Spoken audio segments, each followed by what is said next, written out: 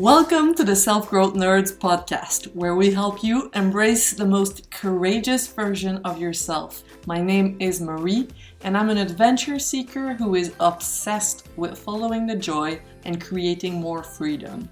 If you're eager for deep conversations, big questions, and meaningful connection, join me on the quest to discovering how we can live a more magical and memorable life. Hey, welcome to the third episode of the Self-Growth Nerds podcast. Today, I want to talk about one of my favorite subjects, instinct. Have you ever Googled questions like, how do I follow my instinct? Or how to know what to do? Or how to make the best decision? I know I definitely have Googled questions like this in the past when I was desperate to find answers outside of myself. Have you ever been in a relationship that was going okay, but you had this whisper inside of you that was telling you to leave? Have you ever had an idea that kept coming back in your mind no matter how many times you brushed it off? Or a dream or a project to the point where you're like, geez, leave me alone. I do not want to walk 2,000 miles. This is ridiculous. When I lived in London and I studied there, my roommate and I had this cafe where we liked to go every now and then to do our homework. The barista there was always super nice to me. And you might say it was his job, but I took it as an invitation, an open door. So I waited till the end of his shift and I said, do you want to go for a drink? I might have been the annoying customer, but he actually said yes. So we went on a date. I'd sent this wish into the universe for a good, normal, and stable man because my ex-boyfriend had been a difficult character, let's say it this way.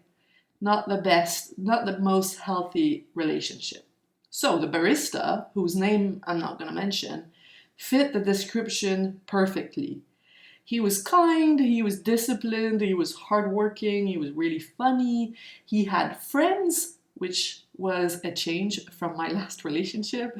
He went out to the pub with the lads, as they do in Britain, and the universe had given me exactly what I asked for. So we became a couple. We moved in together, we started a business together, he cooked, he made me laugh. And yet, I could not get rid of the tiny whisper that had been there from almost the very beginning, telling me that he was not the person for me, telling me to go. I'd argue with the little voice, like I would say, can't you see he's good for us? He's a good person, we like him, our family and our friends do too. You're a good match. Stop thinking about this. And then I read a sentence in Cheryl Strayed's book, Tiny Beautiful Things, and it broke my heart. She writes, I didn't want to stay with my ex-husband, not at my core, even though whole swaths of me did. And if there's one thing I believe more than I believe anything else, is that you cannot fake the core. The truth that lives there will eventually win out. It's a God we must obey, a force that brings us all inevitably to our knees. And because of it, I can only ask you, will you do it later or will you do it now?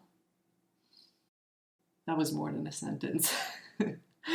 You cannot fake the core. The same thing happened when I read about the PCT.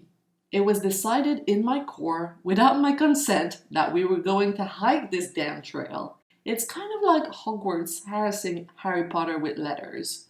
Now, I'm here, obsessed with becoming a successful coach with a colorful self-growth business. Did I ask for this? No, not at all. It would be a lot easier if I could just be a quiet graphic designer with a stable job in a creative agency. For one, my parents would feel a lot calmer about it. But I tried, and I was desperately unhappy. I figured at that point I must be a spoiled brat for not being able to manage the 9 to 5. I had thoughts like, Princess Marie wants to be free. Oh, come on, Princess Marie. Do a privilege check and get back to work. But faking the core is what slowly kills people. Not being true to ourselves. Resisting the pull of our highest self. Choosing to listen to the fucked up logic of our brain can lead to depression. Only once we start listening to the voice in our heart will we be truly fulfilled. But how do we recognize the voice of our heart? Well, it talks with words like I want, I wish, if only I could, while the brain, on the other hand, says, but I should. I'm not saying it's easy. No, it's hard as hell to follow the voice of our heart. It takes an insane amount of courage. It's painful. But you've got to ask yourself what kind of pain you would rather feel. The pain of staying where you are and not upsetting anyone except yourself, or the pain of shaking things up for a better life. The first pain is shared and comfortable. We hate our jobs, our relationships are average. Let's make cynical memes to laugh at our condition and feel a little better.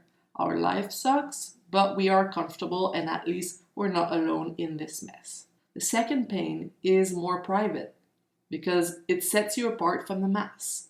I want more than this. I have a vision for a more beautiful life and I refuse to settle for things as they currently are. Now, don't get me wrong. I do love cynical memes once in a while. In her book Untamed, Glennon Doyle writes, while choosing joy makes it easier for me to love myself and my life, it seems to make it harder for the world to love me. She talks about how many of her fans prefer when she talks about pain. They feel comforted. They don't want to hear about a confident woman feeling good. We've been taught to be suspicious of successful women. And don't get me started on that. That's the subject of a whole other episode. But let me ask you this.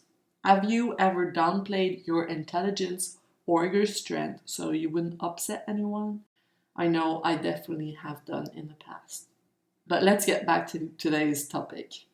We have been trained to be good citizens and to ignore our little voice from very early on. We trust our brain is realistic. It's going to lead us down the safe path. But safety is one thing, and happiness is another. Do you want a memorable life? Go with the I want. Do you want a safe life? Then go with the but I should. Next week, we're going to look into how to go confidently in the direction of our hearts, no matter how uncomfortable it makes us and other people. We're going to look into what is confidence and why I think it's not something you only have to go get once. In the meantime, try to notice the voice of your heart this week. What is it trying to tell you? What do you really want? And you can join me on the Self-Growth Nerds Facebook group for the weekly live workshop. You're gonna be able to download the worksheet I've illustrated on the topic and work with me on discovering what the voice of your heart is trying to tell you. So, thanks for being here this week, and I'll see you soon. Bye-bye.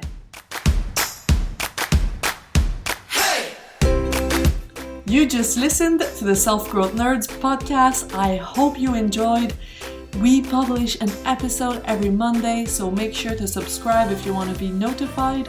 I want to thank my friend Etienne Galano for editing this, and I want to thank you, kind-hearted souls, for doing the inner work necessary to grow into your truest self and make the world a better, more beautiful place. My name is Marie, and I will talk to you next week.